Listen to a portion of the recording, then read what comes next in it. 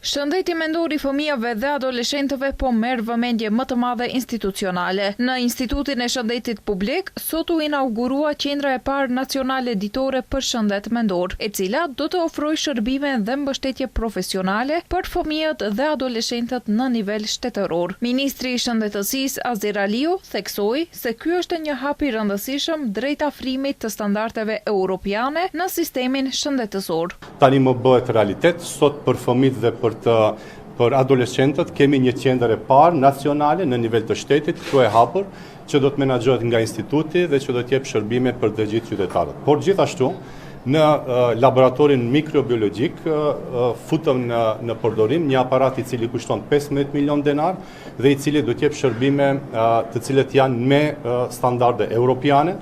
Por gjithashtu për fat keq, prej sot është në funksion dhe një aparat tjetër I cili kushton 11 milion denar edhe I cili me vite nuk ka qenë në funksion të Institutit për Shëndet Publik. Ndërkaq, drejtoresha e Institutit Maria Andonovska shpreh përgëzime për hapjen e kësaj qendre, si dhe shton se qëllimi I kësaj qendre është që profesionistë të specializuar të punojnë me fëmijë, adoleshent, prindër dhe mësimdhënës për tejkalimin e sfidave emocionale, familjare dhe shkollore.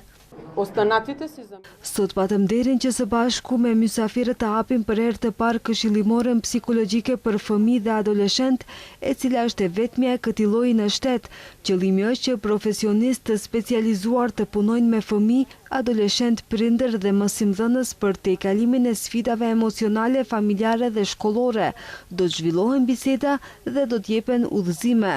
Shërbimet do të jenë të qasshme përmes rekomandimit nga mjeku am dhe sistemit termini im, duke u mundësuar qytetarëve të marrin mbështetje psikologjike në kuadër të shëndetësisë publike.